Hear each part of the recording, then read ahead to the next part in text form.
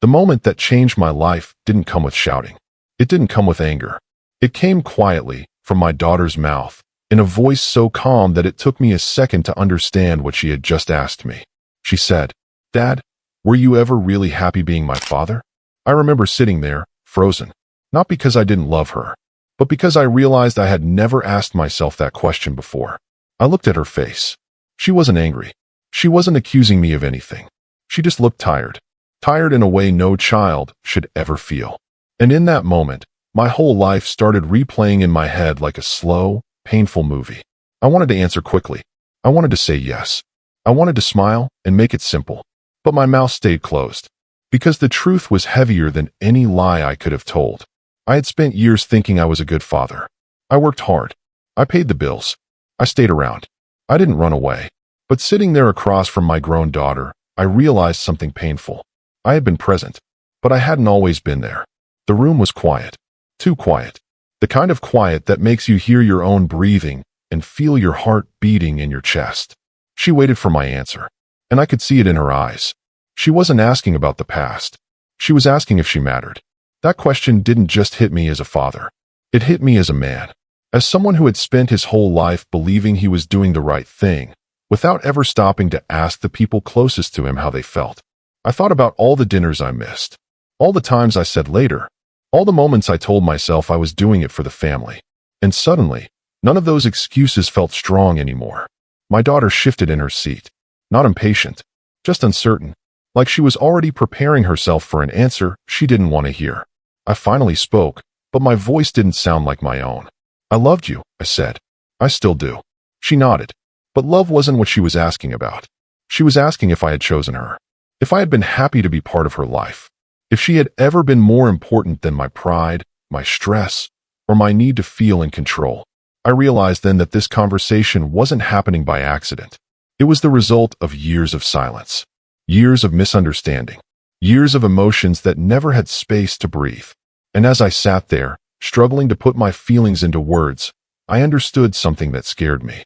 This wasn't just a moment. This was a turning point. Because depending on how I answered, I could either lose my daughter forever, or finally become the father she had needed all along. That night, after she went to bed, I stayed awake staring at the ceiling. I didn't sleep. I didn't pray. I didn't distract myself. For the first time in my life, I just listened to the weight of my own thoughts. And that was when I knew. To answer her question honestly, I would have to tell the whole story. Not the version I liked. Not the version I told myself. But the real one. The one that started long before she was born. The one shaped by my own father. My own mistakes. And the choices I didn't realize were shaping her future. This is that story. I didn't grow up thinking much about what kind of father I would be one day. In my younger years, I was too busy trying to survive my own life to imagine guiding someone else through theirs. Back then, I believed fatherhood was something that just happened. You showed up.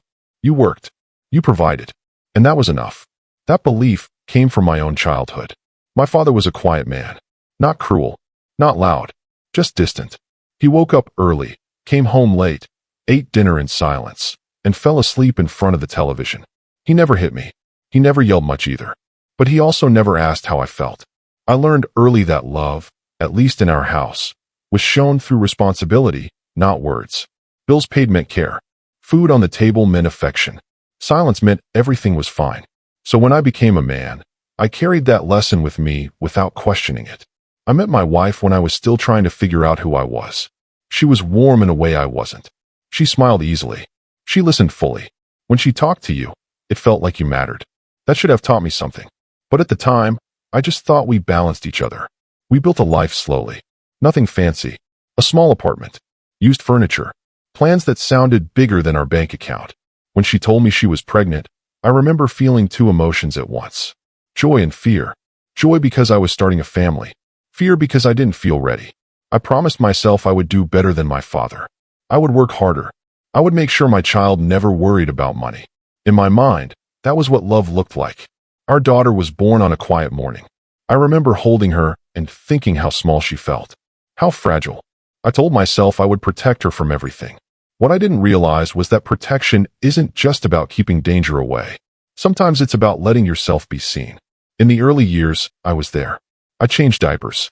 I rocked her to sleep. I carried her on my shoulders at the park. But even then, something was already forming between us. A pattern I couldn't see.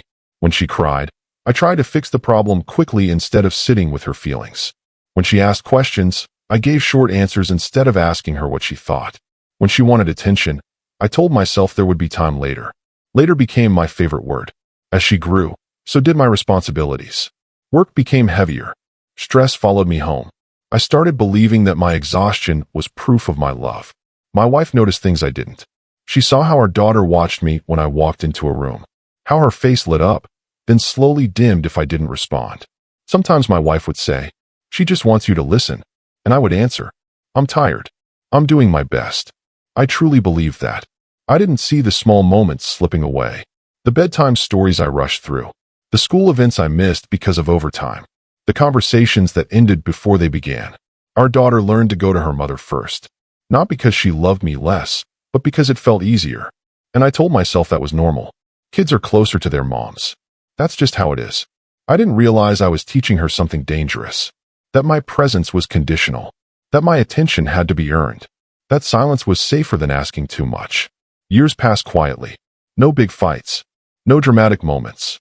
Just distance growing slowly, like a shadow that stretches when you're not looking. And by the time I noticed it, it already felt normal. At least to me. As the years went on, our house filled with routines. Morning rushes. Packed lunches. Quick goodbyes at the door. Evenings that blurred together with tired smiles and unfinished conversations. From the outside, we looked like a normal family. No chaos. No broken windows. No shouting neighbors calling the police. And that's what made it harder to see what was missing. Our daughter grew into a quiet child. Not withdrawn. Just careful. She did well in school. She followed rules. She didn't cause trouble. Teachers told us she was mature for her age. I took that as a compliment. I didn't stop to ask myself why a child needed to be mature so early. When she brought home drawings, I'd glance at them and say, "Looks good," before turning back to my phone or the television. When she talked about her day, I listened just long enough to respond, not long enough to understand. I thought I was teaching her independence. What I was really teaching her was how to keep things inside. My wife tried to bridge the gap. She suggested family dinners without screens, weekend outings, long talks before bed. Sometimes I joined. Sometimes I didn't. I told myself I would make up for it later. Later became next year. Next year became someday. When our daughter entered her teenage years, the distance grew more visible. She spent more time in her room. She spoke less at the dinner table. Her answers became shorter. "How was school?" "Fine." "Anything interesting happen?" "No." I assumed this was just part of growing up. Teenagers pull away. That's what everyone says. But there were moments that should have stopped me. Like the time she won an award at school, and she scanned the crowd until she found her mother's face, not mine.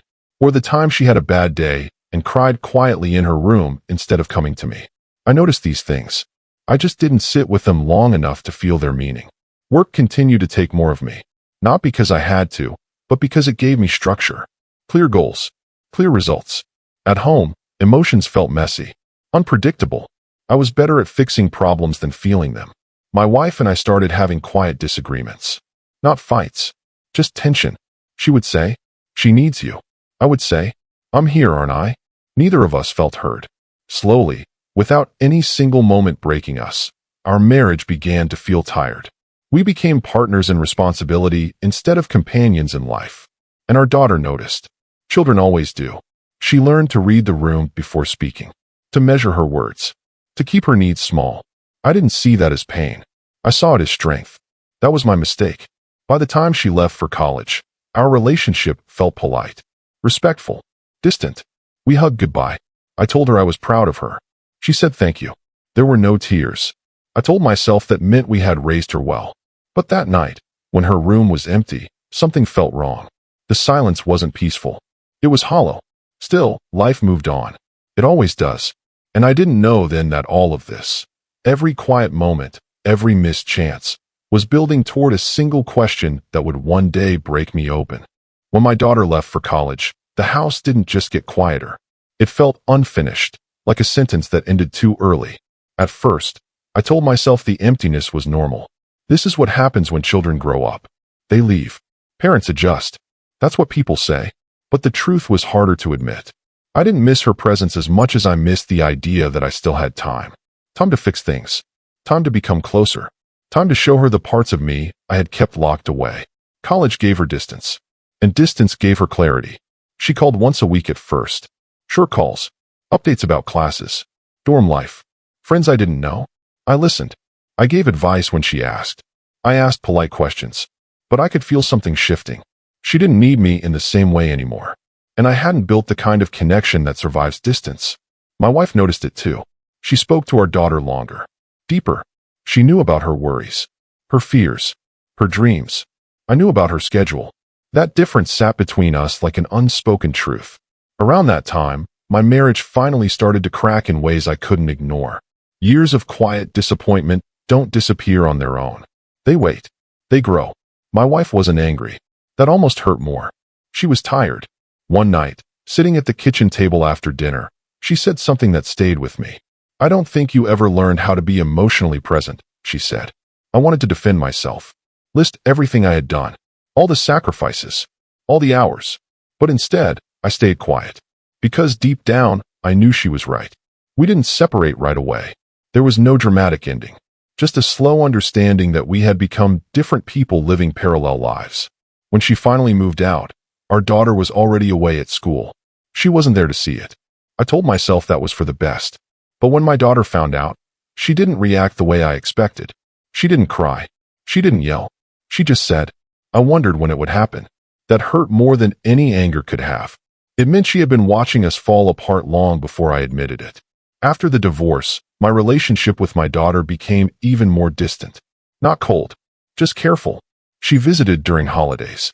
We ate meals together. We talked about safe topics, weather, work, plans. But there was always something missing. I could feel it in the pauses, in the way she avoided certain subjects, in the way she seemed older than her age. I wanted to ask her how she really felt, but I didn't know how. I had spent my whole life avoiding difficult emotions. Now they surrounded me. Years passed. My daughter graduated, started her career, built a life of her own. I was proud of her, truly. But pride isn't the same as connection. One evening, she called and asked if she could come by to talk. Her voice was calm, but something about it made my chest tighten. When she arrived, she sat across from me just like she would years later when she asked that question. She didn't rush. She said, "I've been thinking a lot about my childhood." That sentence alone made my stomach drop. She talked about memories I barely remembered, moments that felt small to me, but heavy to her. Times she wanted comfort, but didn't know how to ask. Times she felt like she was bothering me. Times she learned to be quiet so I wouldn't seem stressed. I listened, really listened, and with every word, a picture formed that I didn't recognize. Not because it wasn't true, but because I had never allowed myself to see it. She wasn't accusing me. She wasn't blaming me. She was explaining herself. And that's when she said something that marked the beginning of the real conflict between us. "I don't know how to be close to you," she said. "And I don't know if I ever did." That sentence sat heavy in the air. I wanted to argue, to say we were close, to list holidays and birthdays and photos. But for the first time in my life, I didn't try to win. I just felt the weight of what she was saying. Because she was right. I had loved her in ways that felt safe to me, not in ways that reached her. That night, after she left, I realized something painful. The conflict wasn't about one argument or one mistake. It was about a lifetime of emotional absence that I had mistaken for stability. And the hardest part was knowing that I had done it without meaning to. After that conversation, I didn't feel angry. I didn't feel defensive. What I felt was something heavier. I felt exposed. For most of my life, I had protected myself by staying busy. Work, responsibilities, schedules. They gave me structure. They gave me purpose. But now, sitting alone in my quiet house, none of that mattered. Because the one role I thought I understood, being a father, suddenly felt unfamiliar. I replayed her words over and over. "I don't know how to be close to you." I tried to remember moments where I had reached for her emotionally. Times I had sat with her pain without trying to fix it. Times I had chosen listening over control. There weren't many. And that realization didn't come with drama. It came with shame. Quiet shame. The kind that settles into your chest and makes it hard to breathe. For the first time, I stopped telling myself I had done my best. Because maybe my best had been shaped by fear. Fear of emotion.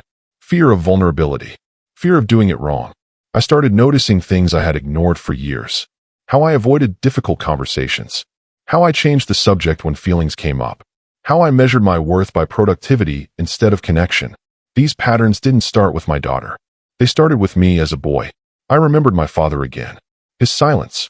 His distance. How I had promised myself I would be different, but never learned how. I realized I had repeated his mistakes in quieter ways. Not through cruelty. Not through neglect. But through emotional absence. And absence leaves marks too. I tried reaching out to my daughter more. Calling her. Texting her. She responded politely. Warmly, even. But something had changed. She wasn't pulling away. She was protecting herself. That hurt more than rejection would have. Because it meant she had learned to live without needing me. One evening, I asked her if she wanted to have dinner together. Just the two of us. She hesitated before answering. Not long. Just enough for me to notice. That hesitation said everything. During dinner, we talked about her work. Her plans. Her life. I listened more than I spoke. But listening late doesn't erase listening never. I could feel the distance in the space between sentences. I wanted to say so many things. Apologize. Explain. Confess. But words felt small. After dinner, she hugged me before leaving. It was gentle. Careful. Not the kind of hug you give when you lean into someone. More like the kind you give when you don't want to fall. That night, I finally allowed myself to grieve. Not loudly. Not dramatically. Just quietly. I grieved the father I thought I was. I grieved the father she needed but didn't get. I grieved all the moments that couldn't be redone. I sat in the dark and felt it fully. And something strange happened. Instead of breaking me, it softened me. For the first time, I stopped trying to justify my past. I stopped explaining it to myself. I simply accepted it. Acceptance didn't mean approval. It meant responsibility. I realized that if I wanted any chance of rebuilding something real with my daughter, I couldn't start by defending myself.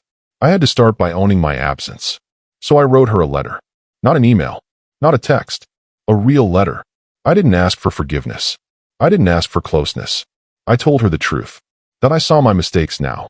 That I understood how my silence had hurt her. That I was sorry, not for specific events, but for the pattern. I told her I didn't expect anything in return. I just wanted her to know I was finally listening. I mailed it and waited. Days passed. Then weeks. I told myself she didn't owe me a response. Still, every day I checked the mailbox. When her reply finally came, it was short. She thanked me for the letter. She said it meant something to her. She didn't say more. And that was enough. Because for the first time, I wasn't measuring progress by how close she felt. I was measuring it by how honest I was willing to be. That's when I understood something important. Repair doesn't begin with forgiveness. It begins with truth. And truth requires patience. I didn't know then how much patience this journey would require, or how deeply it would test me. I only knew one thing. I couldn't go back to who I had been. Not anymore. Change did not arrive in my life like a wave. It came like a drip. Slow. Uncomfortable. Easy to ignore if I wasn't paying attention. After I sent that letter, I didn't suddenly become a different man. I didn't wake up knowing how to talk about feelings. I didn't gain confidence overnight. What I gained was awareness. And awareness can be exhausting. Every conversation became a mirror. Every silence felt louder than before. I started noticing how quickly I wanted to explain myself. How often I felt the urge to soften the truth so it wouldn't hurt me. I realized how much of my life had been shaped by avoidance. So I began with small things. When my daughter spoke, I didn't interrupt. I didn't correct her memory. I didn't defend my intentions. I listened. Really listened. At first, it felt unnatural. Like standing still when you're used to moving. There were long pauses. Awkward ones. In the past, I would have filled them with advice or humor. Now, I let them exist. Those pauses carried more meaning than words. We started meeting for coffee once a month. No expectations. No agenda. Just time. Sometimes the conversations were light. Sometimes they were quiet. I learned to stop measuring the success of a meeting by how close we felt at the end. Closeness, I realized, is not something you chase. It's something you allow. There were moments when she shared something personal and then quickly pulled back. I could feel her testing the ground. Each time, I wanted to reassure her, tell her she was safe with me. But instead, I let my actions speak. I stayed calm. I stayed present. I stayed honest. Trust doesn't rebuild through promises. It rebuilds through consistency. There were setbacks, times when I slipped into old habits, Times when I spoke too quickly or dismissed something without meaning to. When that happened, I didn't pretend it didn't. I acknowledged it. I'm sorry, I would say. I wasn't listening the way I should have. Those words were hard at first. They felt like failure. Later, I understood they were invitations. Slowly, something shifted. Not dramatically, not all at once, but the space between us began to feel less tense. She asked me questions sometimes. About my childhood. About my parents. No one had ever asked me those things before. As I spoke, I realized how little I had shared my inner world with anyone, including myself. I told her about my father. About the silence. About how I learned to measure love through effort, not presence. She listened, and in her listening, I felt something unfamiliar. Relief. I wasn't asking her to understand me. I was letting her see me. There's a difference. One afternoon, she said something that surprised me. I don't think you meant to hurt me, she said. I nodded. But not meaning to doesn't make it hurt less, she added. She wasn't angry when she said it. She was clear, and that clarity was a gift. I told her she was right. No explanations. No excuses. Just truth. That moment didn't fix our relationship, but it stabilized it. Like placing the first solid stone in a shaky foundation. I also began looking inward. I started writing. Not to share, just to understand myself. I wrote about moments I had avoided. Feelings I had buried. I learned that regret isn't just about what you did wrong. Sometimes it's about what you never allowed yourself to feel. I grieved the man I could have been earlier, but I also forgave the man I was. Because growth can't happen without compassion. Toward others. And toward yourself. One evening, months into this slow process, my daughter stayed longer than usual. We talked until the cafe closed. As we stood up to leave, she smiled. Not politely. Not carefully. Genuinely. That smile stayed with me all the way home. Not because it meant everything was fixed, but because it meant something real was forming. I understood then that rebuilding doesn't look like returning to the past. It looks like creating something new, with honesty, patience, and humility. I still didn't know where this path would lead. But for the first time in my life, I wasn't afraid of walking it slowly. After months of slowly rebuilding our relationship, there came a day I will never forget. It wasn't a special occasion. No birthday, no holiday, no milestone. Just an ordinary afternoon that somehow became extraordinary. I had come over to her apartment for a casual visit. We had coffee, talked about her work, the small, everyday things. Then she paused. She looked at me carefully, almost searching for something in my eyes. And then she asked the question again, the one that had started it all, though it came differently this time. Dad, she said softly, did you ever really choose to be here for me? The words struck me in a way nothing else had. They weren't angry. They weren't blaming. They were quiet, simple, and full of truth. I swallowed hard. I wanted to answer quickly. I wanted to reassure her with all the cliches I had practiced in my mind over the past months. But I didn't, because I realized that to answer honestly, I had to go deeper than words. I had to go back to all the moments I had tried to protect myself from. All the times I had failed without realizing it. All the times I had believed love was enough without presence, without listening, without understanding. And so I spoke. Slowly, carefully, truthfully.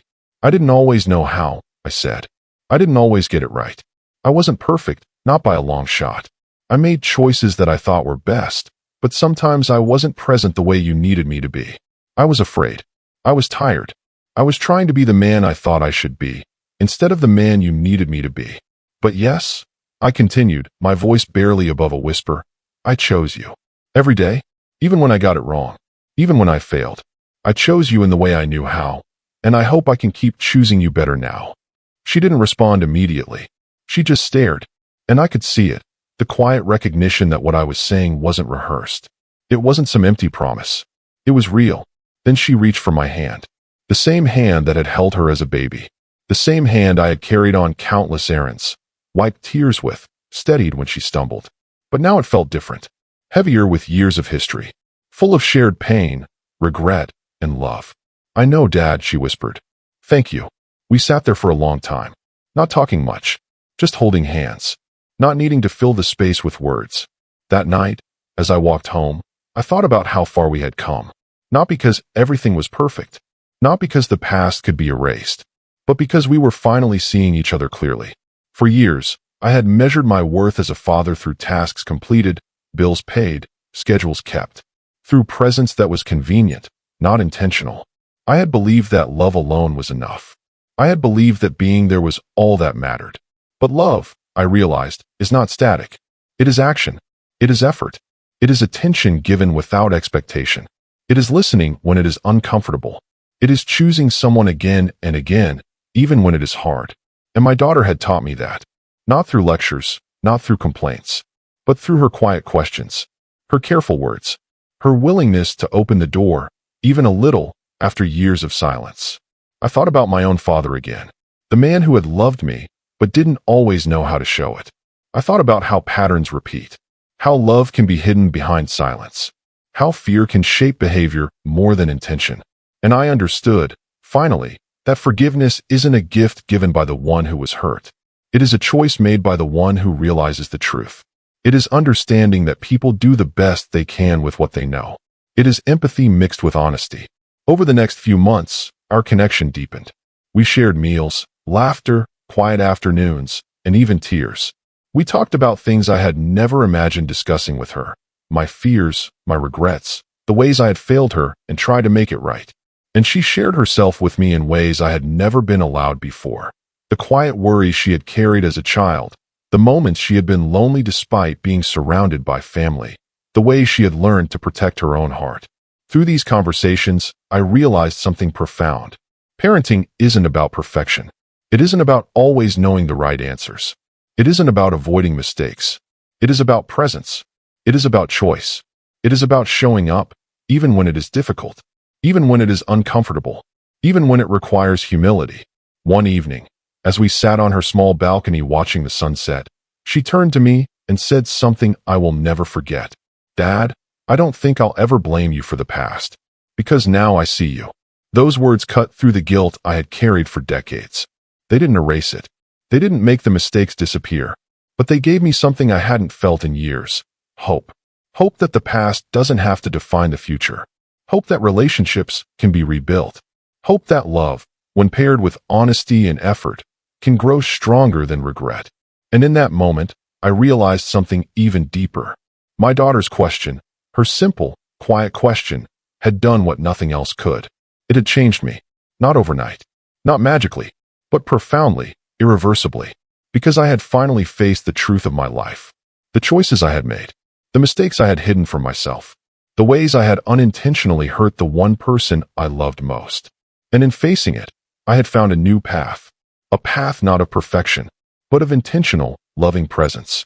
A path that I hoped would guide the rest of our lives together. That night, I went to bed with a calm I hadn't felt in decades. Not because everything was fixed, but because I knew we were moving forward. And for the first time, I understood something my daughter had always known. Change doesn't come from what we say. It comes from what we choose to do every single day. And I chose her. Again. The months after that pivotal conversation were quieter than I expected, yet heavier. Not in a dramatic way, but in a way that settled in my chest and stayed there, a constant reminder of the past. I began noticing things I had overlooked for years. The little ways my daughter had compensated for my absence. The moments she had learned to protect herself from disappointment. The smiles she had given me that were more about comforting me than showing her own joy. It hit me that I had been blind to so much of her childhood. And that blindness had created cracks that took years to even acknowledge. One morning, I went through some old photo albums. Pictures of birthdays, holidays, school events, vacations. I could see her laughter. I could see her tiny hands in mine. I could see my own face, smiling for the camera, proud, but unaware. I realized then that I had been a ghost in my own life. Present physically, absent emotionally. I remembered the school play I missed because I had an extra shift at work. She had cried quietly when I didn't show up. I didn't know it at the time. No one told me. I thought she was okay. I remembered her first heartbreak. I wasn't there to console her. I gave advice over the phone. She had learned to cry silently, to carry pain without asking for help. The realization was crushing. It wasn't just the missed moments. It was the emotional distance that I had normalized in my mind, thinking I was doing my best. I carried this guilt with me every day, not as a sharp pain, but as a dull, persistent ache. A reminder that time lost can never be fully regained. I also noticed how my own patterns of avoidance had shaped the kind of father I was. I had learned silence from my father. I had learned distance from fear. I had learned to measure love through actions rather than connection. And now I was living with the consequences of those choices. I tried to make up for the lost years, but I quickly realized that no amount of apologies or effort could change the past. The best I could do was to be present now, to be honest, to listen, to make choices intentionally. But being present wasn't easy. It forced me to confront feelings I had buried for decades. Feelings of regret, feelings of failure, feelings of fear. I began seeing a therapist, not because anyone forced me, but because I finally understood that I couldn't repair my relationship with my daughter if I couldn't repair my relationship with myself. In those sessions, I began unpacking memories I had ignored, times when I had lashed out in frustration, times when I had withdrawn in fear, times when I had chosen work, pride, or convenience over connection. And slowly, I started to understand something important. Love isn't just a feeling. It isn't a duty. It isn't something you earn or measure by deeds alone. It is a choice.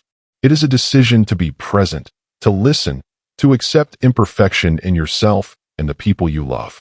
I began applying this in small ways with my daughter, texting her not because I expected a response, but because I wanted to share something I thought she might like, asking questions about her day, even when I felt awkward, acknowledging the past without excusing it. Some days were harder than others. Old patterns resurfaced. I found myself retreating into work or distractions when difficult emotions arose. But now, instead of avoiding them, I noticed them. I named them. I addressed them. My daughter noticed. She began opening up more, sharing little things about her life, her struggles, her fears. She trusted me with details she hadn't before. And with that trust came a responsibility I hadn't realized I craved. Not to control her, not to fix her, but to be there, fully and honestly, as her father. I remember one evening, she called me crying after a particularly rough day at work. In the past, I might have brushed it off or offered quick advice. This time, I just listened. I let her cry. I let her feel anger and frustration without trying to soothe it immediately. She stayed on the phone longer than I expected. And when she finally hung up, I felt something I hadn't in years. Connection. Real connection. It wasn't perfect. It wasn't effortless. But it was real. During this period, I also reconnected with other family members. I realized that the patterns of distance didn't just affect my daughter. They rippled through my marriage, my friendships, even my relationship with my parents. I reached out to my siblings, to my father, to old friends I had lost touch with. It was humbling, awkward, at times painful, but it was necessary. I began to understand the full weight of emotional absence, not just for me, but for the people I loved. The years of silence, the lack of attentiveness, the prioritizing of convenience over presence, it left scars. And yet, I saw the possibility of healing. Not instant healing, not complete healing, but gradual, meaningful healing. The emotional fall, the weight of my regrets, the recognition of my failures, had transformed into understanding. Understanding of myself, understanding of my daughter, understanding of the way human relationships are fragile, complicated, and beautiful all at once.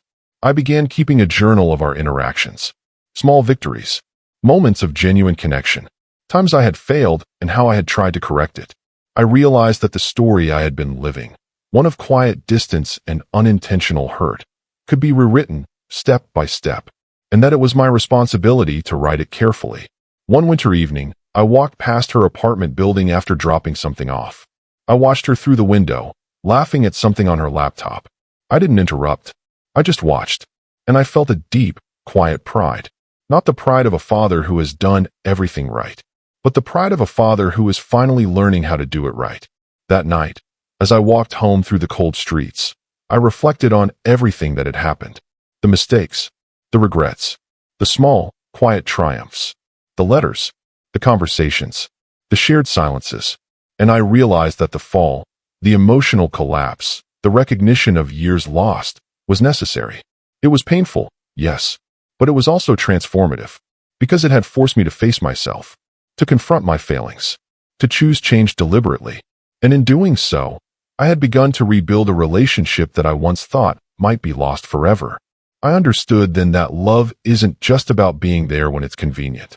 It's about showing up, even when it hurts, even when it scares you, even when it reminds you of all the ways you have failed in the past. I began to see my daughter not as a reflection of my mistakes, but as a whole, beautiful person who deserved everything I had learned to give. And I began to see myself not just as a man who failed, but as a man who could still do better. This was the slow, painful, and ultimately beautiful work of transformation.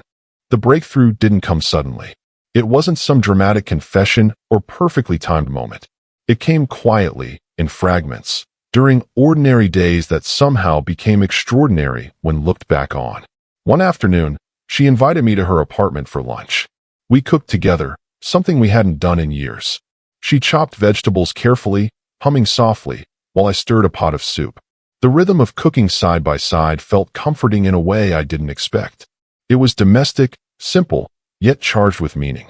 At one point, she paused and looked at me, her expression serious. "Dad, can I ask you something?" "Of course," I said, stirring the soup a little more than necessary, trying to calm my nerves. She took a deep breath. "I've been thinking about the past. About us. About you."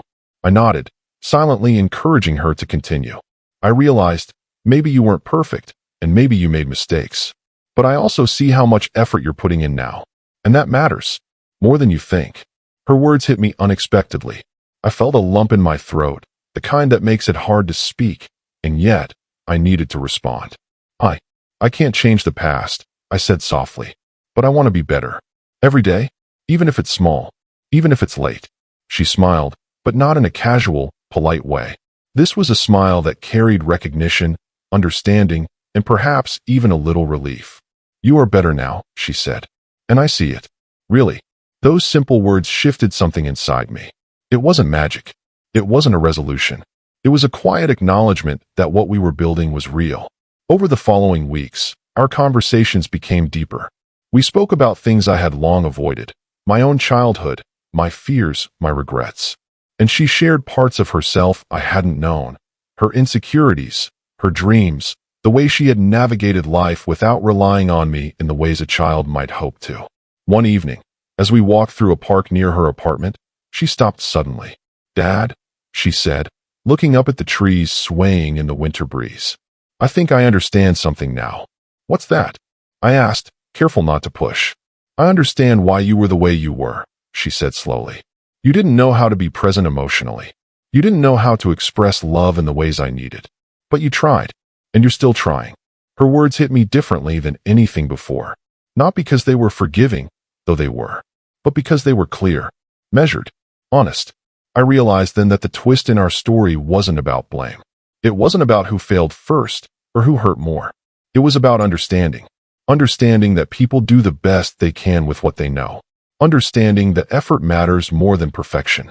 Understanding that relationships can be repaired, even after years of quiet absence. That night, after walking her home, I stayed for a while on her balcony. I watched the city lights flicker below, reflecting on everything that had led to this point. The missed birthdays, the silent tears, the awkward conversations, the letters I had written, the moments I had failed to grasp. And I understood that the real breakthrough wasn't just hers. It was mine. I had been living for decades under the weight of guilt. I had been blaming myself, resenting myself, and carrying the mistakes like stones in my chest. But slowly, through honesty, patience, and deliberate effort, I had begun to set those stones down. It was humbling. It was painful. It was transformative. I also began to see my daughter differently. Not as the little girl who needed me, though she still did in many ways. Not as the child I had missed, but as a young woman navigating life with resilience, insight, and heart. She was whole, and I could be part of her life now, not as a shadow of my past failures, but as a father who was finally learning to truly be there. A few days later, we had a long conversation over dinner. She spoke about her childhood, not to accuse, but to share. She described moments I hadn't remembered, feelings I hadn't understood. And I listened, truly listened. Without trying to fix, without trying to explain. I realized then that this was the real transformation. To sit with someone else's truth without feeling the need to defend your own. To witness their experience and honor it. To let connection grow slowly, organically, without forcing it. We laughed that night. We cried a little. We reminisced. We spoke about her future and mine. And somewhere in the middle of that ordinary dinner, I realized something I hadn't expected. I was no longer afraid. Not afraid of failing her. Not afraid of facing my mistakes. Not afraid of the silence that had once terrified me. Because I had learned that presence, honesty, and patience are stronger than fear. And that love, even when imperfect, can heal when paired with effort and humility. From that night on, our relationship deepened in ways I hadn't imagined possible. We continued to talk openly. We shared small routines. We built traditions that were ours alone. And slowly, the wounds of the past began to soften. Not erased, not forgotten, but understood, acknowledged, integrated into the story of who we were and who we were becoming together. The twist, the revelation, was this. The question my daughter had asked all those years ago. Dad, were you ever really happy being my father? Wasn't just about me. It was about both of us. It was about recognition. It was about truth. It was about choosing connection over avoidance. And in that choice, in that shared understanding, we found something stronger than regret. We found the beginning of trust, the beginning of healing, the beginning of a real, enduring bond. For the first time, I felt what it truly meant to be a father. Not perfect, not always sure, not always confident, but fully present. After that breakthrough, the days and weeks that followed felt different. Not because everything had magically healed, not because our past mistakes vanished, but because we were finally moving forward on common ground, built slowly with honesty, patience, and attention. I started to see my daughter not only as someone I had failed, but as a person who had endured, learned, and grown despite my absence. Her strength astonished me. Not just her independence, but the quiet resilience she had carried like a shield for so many years. It humbled me. It reminded me that children are always watching, learning, and adapting, even when parents believe they are shielding them from the hardships of life. We began creating new routines together. Small things, simple things. Weekly dinners, coffee dates, walks through the park. We celebrated her wins and mourned her losses. And slowly, I learned to participate without trying to control, without trying to fix, to listen without rushing to answer, to be present, fully, for her life as it existed now, not as I wished it had been. One evening, she invited me to a quiet dinner at her apartment. We cooked together again, chopping vegetables, stirring sauces, and laughing about things that had nothing to do with the past. It was ordinary, and yet it felt extraordinary. I realized that this was the essence of connection. Small, shared moments that build trust over time. After dinner, we sat down with cups of tea, the warm aroma filling the room. "I've been thinking about us," she said quietly. I listened, sensing the gravity in her voice. She continued, "I don't think I realized how much silence can hurt. And I understand now why you were silent sometimes. But what matters is that you're here now." Her words made me swallow hard. I wanted to tell her everything I had learned over the past months. How every letter I wrote, every conversation we had, every quiet moment I spent reflecting on myself had changed me. But instead, I simply nodded. Because this wasn't about me. It was about her feeling seen, heard, and understood. As we continued talking, I realized a profound truth. Parenting is never finished. It isn't measured by success or perfection. It is measured by effort, presence, and the willingness to learn and grow alongside your child. I began to recognize patterns in myself I had long ignored. Moments of impatience, of pride, of avoidance. And I worked to change them. Not to be perfect, not to erase the past, but to show that growth and understanding were possible at any age. Through this process, I also reconnected with my own emotions. I had spent decades suppressing feelings to survive, to cope, to appear strong. Now, I allowed myself to grieve for the mistakes I had made, for the time lost, for the opportunities one had missed. And in that grief, I found clarity and peace. One quiet afternoon, my daughter shared something deeply personal with me. A story from her teenage years, a moment of fear and loneliness that she had never spoken of before. She trusted me with it, and I listened. Not as a father trying to fix it, not as a man defending his past, but as a human being who finally understood the weight of presence. When she finished, I reached for her hand, gently, and said, "Thank you for telling me. I'm sorry I wasn't there like you needed me to be. I promise to be here now." Her eyes welled with tears, but this time they weren't tears of hurt. They were tears of relief, of recognition, of trust slowly rebuilding. I began to notice the small, miraculous changes in our relationship. The casual laughter over shared meals. The spontaneous calls to share a funny story. The way she would lean in slightly when talking, no longer measuring every word for caution. These moments were fleeting, yes, but they accumulated.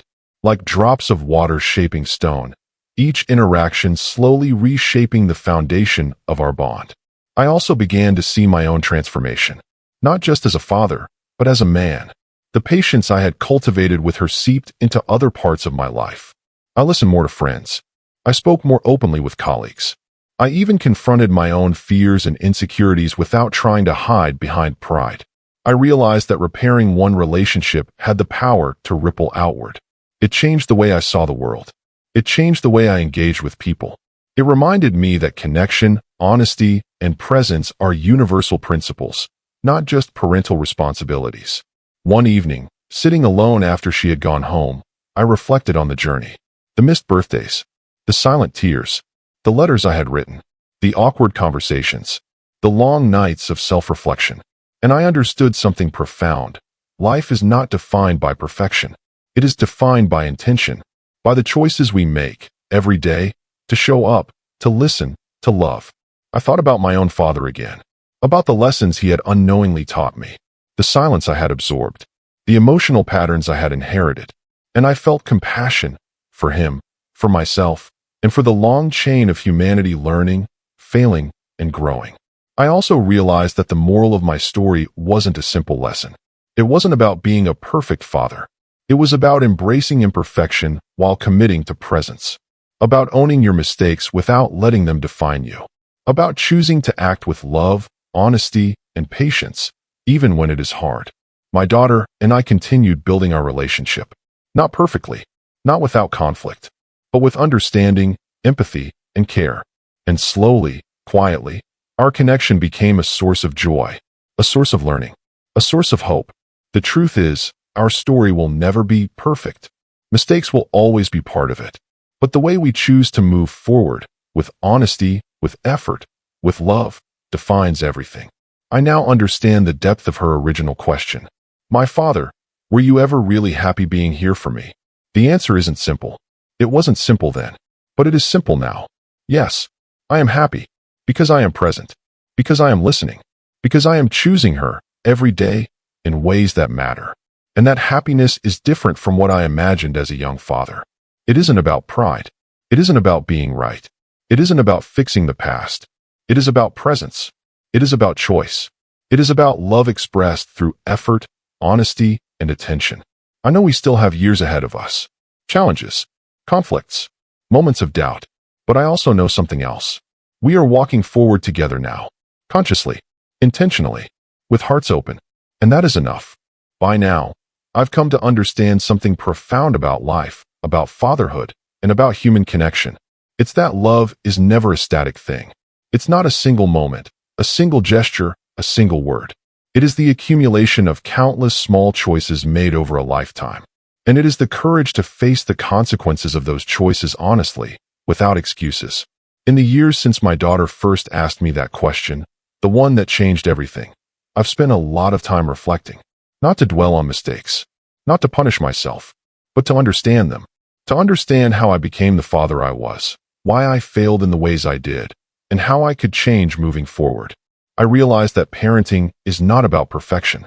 It is about being willing to confront your own flaws, to acknowledge your failures, to choose humility over pride, to choose presence over convenience, to choose listening over speaking, patience over impatience, love over fear. And yet, even with all that reflection, I still carry regrets. The birthdays I missed, the small tears she shed silently, the moments when I thought I was providing love, but only offered distance. Those regrets are heavy, yes, but they are not the end of the story. They are a reminder of what matters most: intention and presence. Over time, our relationship has grown in ways I could never have anticipated. We share our lives in ways that feel authentic and meaningful. We laugh together. We cry together. We talk about the past, not to dwell, but to understand. We talk about the future, not to plan every detail, but to envision it together. I see her now not only as my daughter, but as a whole, strong, resilient human being. Someone who has navigated life with courage, even when I wasn't there in the way she needed. Someone who has learned to carry both independence and vulnerability. Someone who has taught me more about patience, empathy, and love than I could have ever imagined. And in seeing her this way, I have also learned to see myself differently. Not as a perfect father, not as a man without mistakes, but as someone capable of growth, change, and meaningful connection. I've come to understand that fatherhood is not a static role we fill perfectly. It is a journey, a continuous process of showing up, listening, learning, and adjusting. It's messy, it's complicated, it's emotional, and it's always worth it. One of the most powerful lessons I've learned is that relationships cannot be repaired through words alone. Letters, apologies, explanations, they help. But true healing comes from consistent action, from showing up authentically every day. It comes from patience, from humility, from letting go of pride, from being willing to confront uncomfortable truths, and from creating space for others to be fully themselves, without judgment or expectation. I remember one particular evening when she shared a memory from her teenage years. She told me about a time she had felt lonely, even when surrounded by people who loved her. When she shared it, I could feel the weight of her experience, the quiet pain she carried silently for so long. And I realized something crucial. Love is not about fixing someone's pain. It is about being present with it, witnessing it, acknowledging it, holding space for it. I could not undo the past. I could not erase the years of silence, of absence, of emotional distance. But I could choose to be different now. I could choose presence, empathy, and understanding. That choice has transformed our relationship. It hasn't been instantaneous. It hasn't been perfect, but it has been real. I have also learned that self-reflection is a lifelong process. I continue to examine my own actions, my patterns, my mistakes. I continue to ask myself difficult questions. Am I truly listening? Am I present? Am I showing love in the ways that matter most? It is not easy. It requires honesty, courage, and humility, but it is worth every effort. Through this journey, I've also come to see the importance of forgiveness. Not just asking for it or receiving it, but truly understanding it. Forgiveness is not about forgetting the past. It is about recognizing humanity in ourselves and others. It is about acknowledging mistakes while committing to growth. I have forgiven myself for the mistakes I made as a father. I have learned to accept that I did the best I could with the knowledge and understanding I had at the time. And I have committed to doing better every day. I have also witnessed my daughter forgive, not in grand gestures, but in subtle, powerful ways.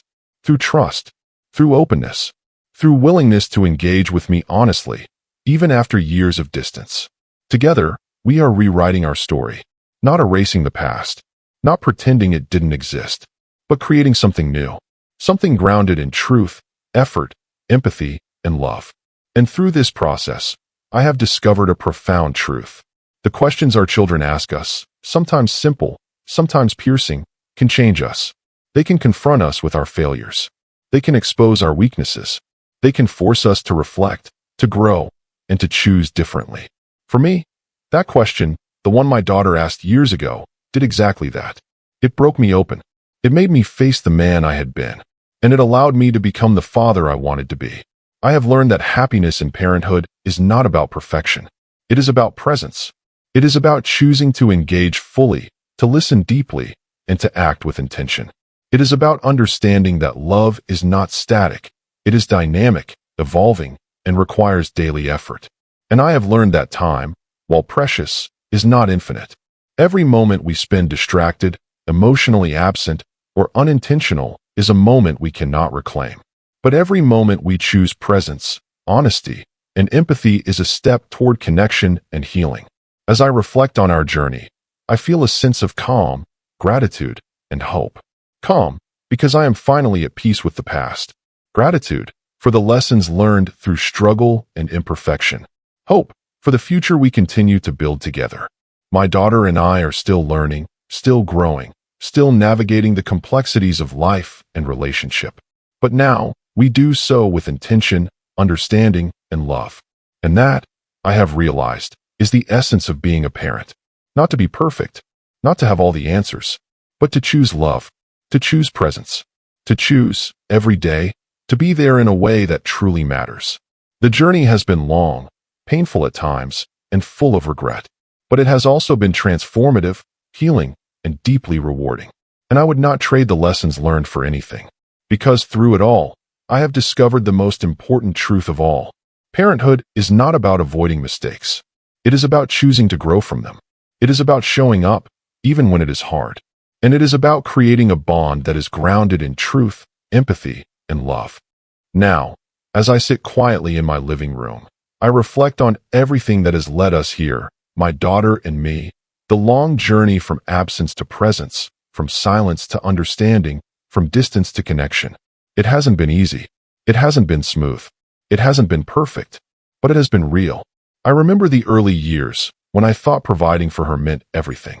When I believed love was measured in actions like paying bills, driving her to school, attending recitals. I believed that being there physically was enough. And in many ways, I was present. But I wasn't truly present. I missed her small signals. I missed the subtle ways she reached for comfort or connection. I missed the quiet moments where my attention could have made all the difference. Looking back now, I can see how my own upbringing shaped me. My father had loved me, yes, but he had also been distant, emotionally reserved, and unaware of his silence. I thought I could avoid repeating his mistakes, but I unknowingly recreated them. Years passed. She grew older. I remained unaware of the emotional gaps that were widening between us. Then came the day she asked the question that changed everything. It wasn't shouted. It wasn't dramatic. It was simple, direct, full of truth. Dad, were you ever really happy being here for me? That question cut through every excuse I had ever made for myself. Every rationalization. Every belief that love alone was enough. I realized I had been living in avoidance, and my absence had left its mark. Not only on her, but on me. I began to confront my own mistakes. I reflected on the small failures, the dinners missed, the words left unsaid, the hugs withheld, the fears I let override connection. I faced the uncomfortable truth. My love had always been there, but my presence had often been absent. That realization was painful, crushing at times, a slow ache that forced me to sit with regret instead of running from it. And yet, it was also liberating, because in confronting the truth, I began to see a path forward. Not a path that erased the past, not a path that promised perfection, but a path that allowed for growth, for change, for healing. I wrote letters. I reached out. I listened. I waited. I spoke less, listened more. I let silences linger, instead of filling them with distractions or excuses. Slowly, my daughter began to respond.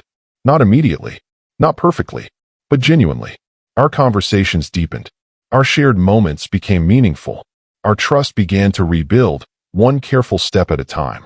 I watched her grow into a strong, compassionate, thoughtful woman, and I realized that my role had shifted. It wasn't about guiding her through every decision.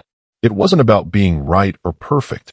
It was about being fully present, about being a steady presence, willing to witness her life honestly, openly, and with love.